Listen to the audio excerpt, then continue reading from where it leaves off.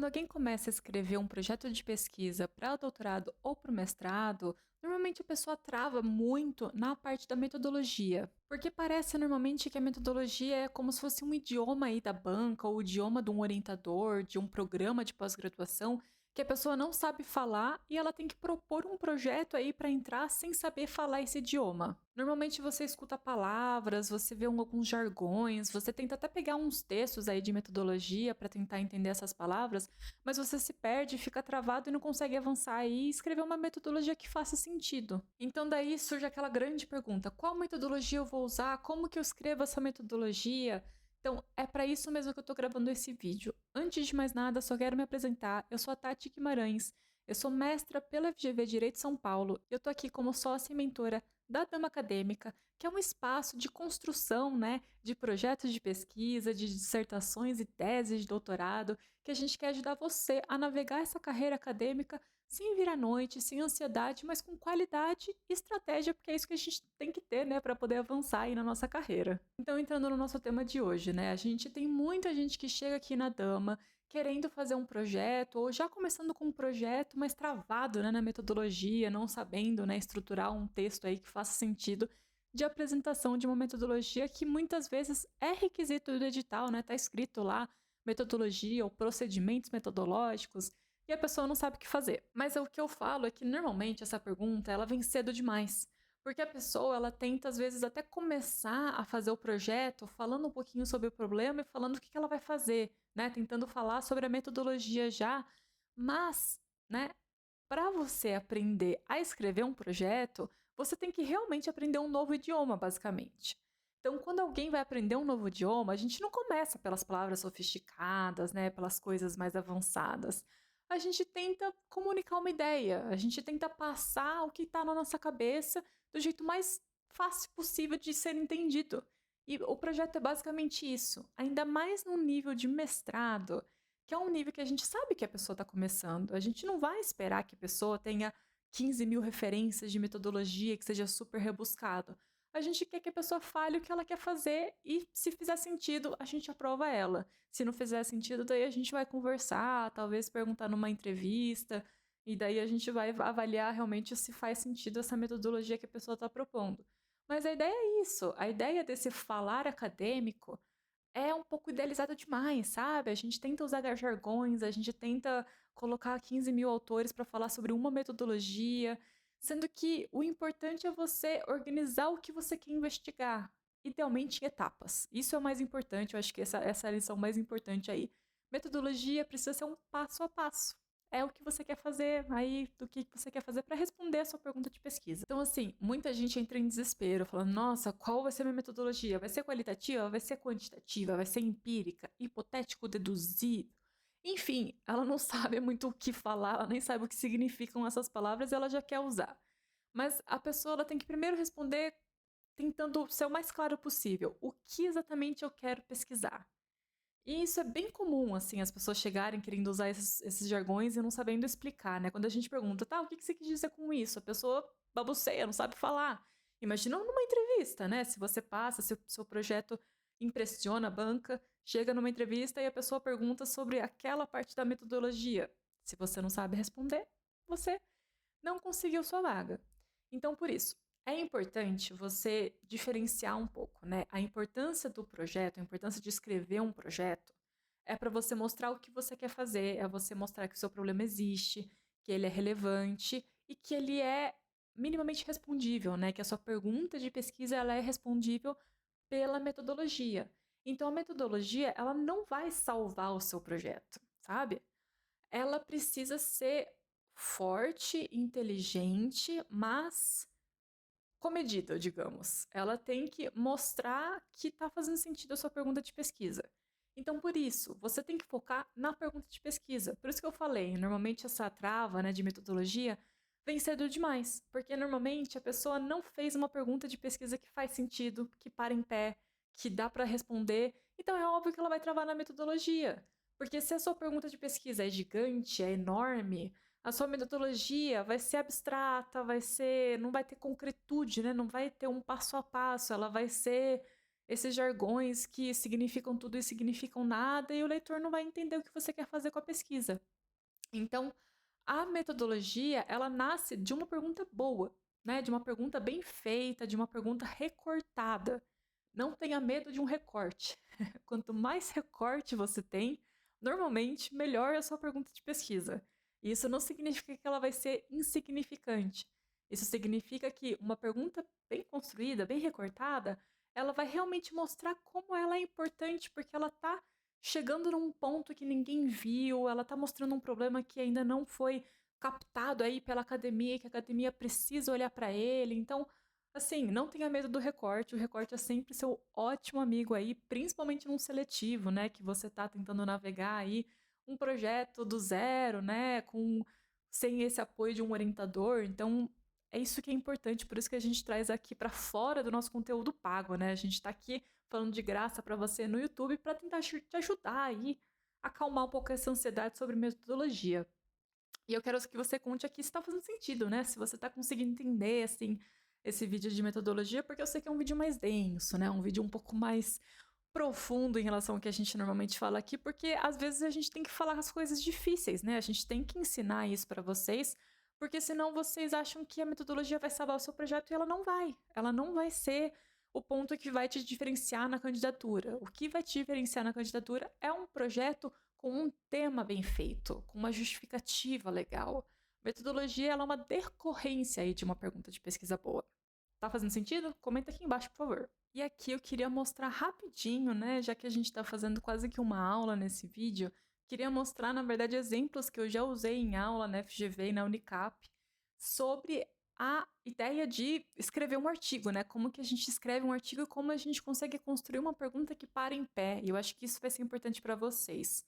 Primeiro, eu quero mostrar duas perguntas e tentar mostrar o porquê que uma é boa e porquê que uma é ruim, como que a metodologia decorre dela aí. Então, acho que vai ser bem pertinente aí para vocês.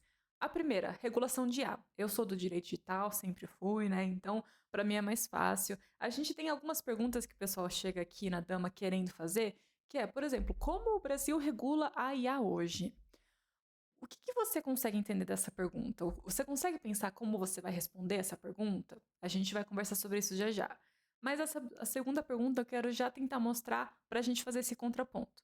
Quais caminhos regulatórios o Legislativo brasileiro e o Tribunal Superior Eleitoral brasileiro têm adotado nos últimos 6 anos para regular a inteligência artificial frente à desinformação nos períodos eleitorais?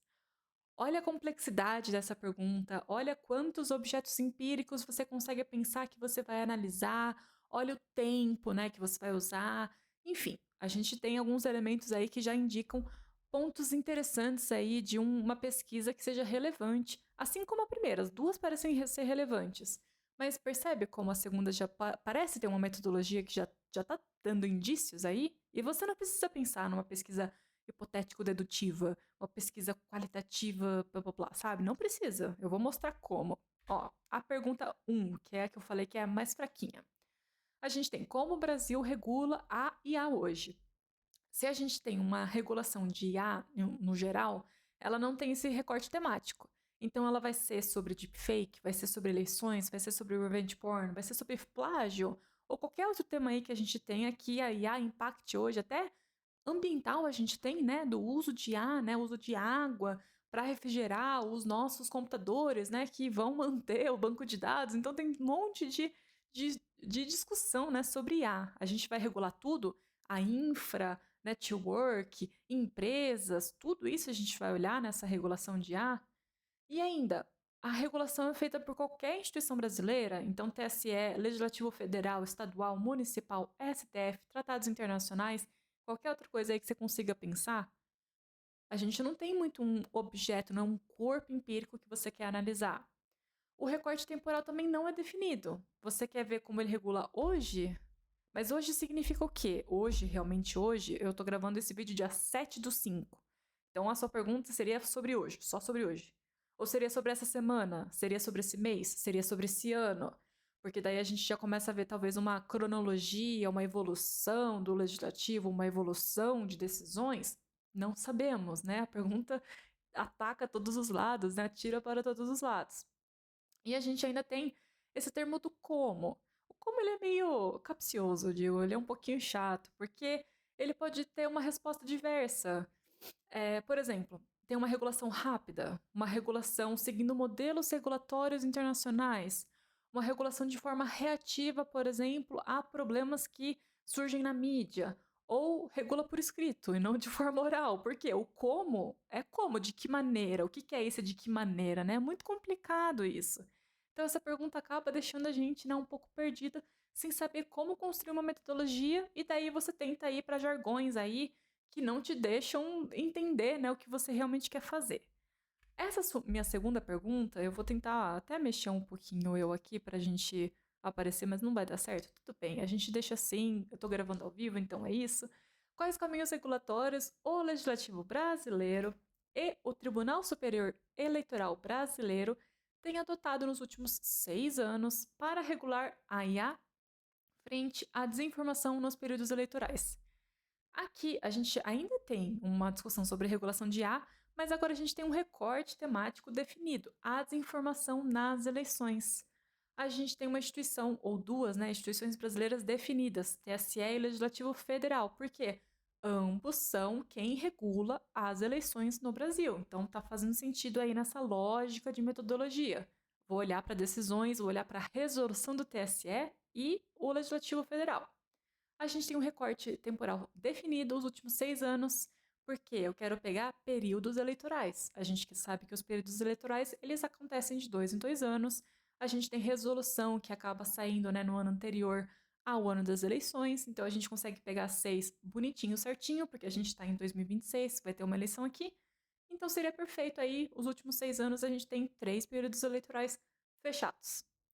E a gente também sabe o que a gente precisa olhar. A gente quer compreender quais caminhos regulatórios existem internacionalmente e na literatura para compreender o que o Brasil anda escolhendo como caminho regulatório por meio dessa atuação do TSE e do Legislativo frente às eleições.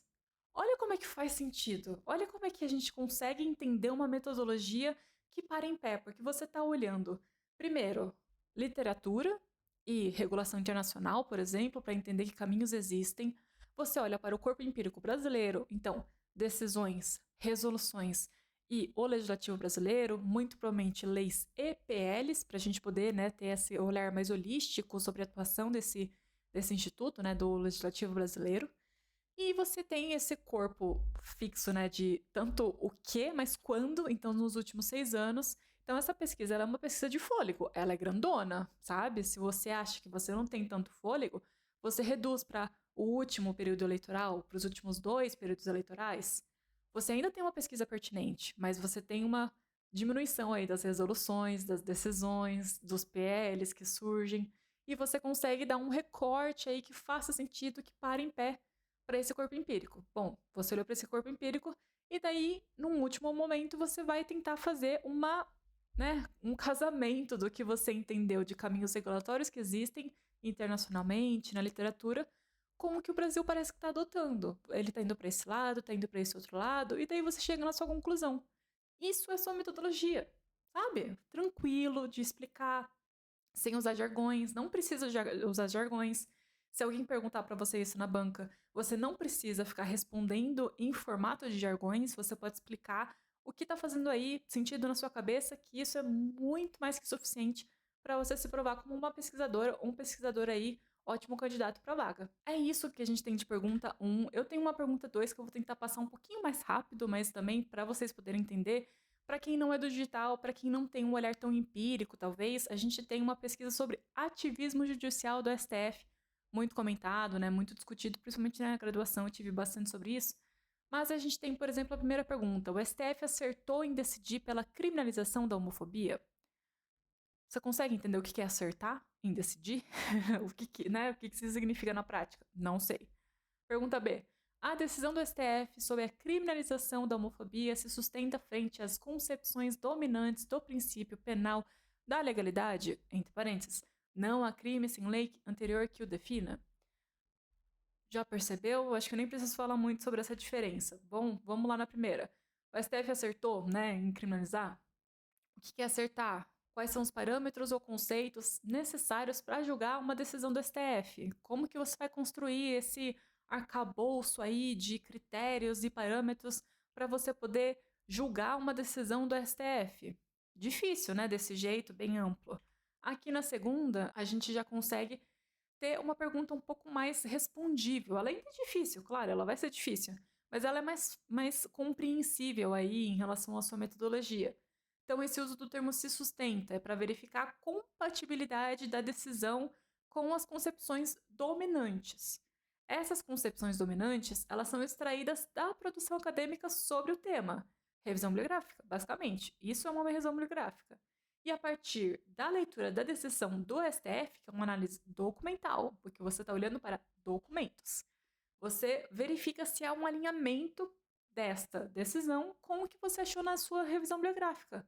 Pronto, essa é a sua metodologia. Percebe então que a metodologia ela é decorrente de uma pergunta bem feita, de uma pergunta bem estruturada, de uma pergunta complexa. Claro, ela tem que ser complexa, ela tem que mostrar recorte temporal, recorte empírico, se ela for empírica, pressupostos, né? Os conceitos têm que estar lá porque eles são a base, né? Eles são o pressuposto aí do seu projeto.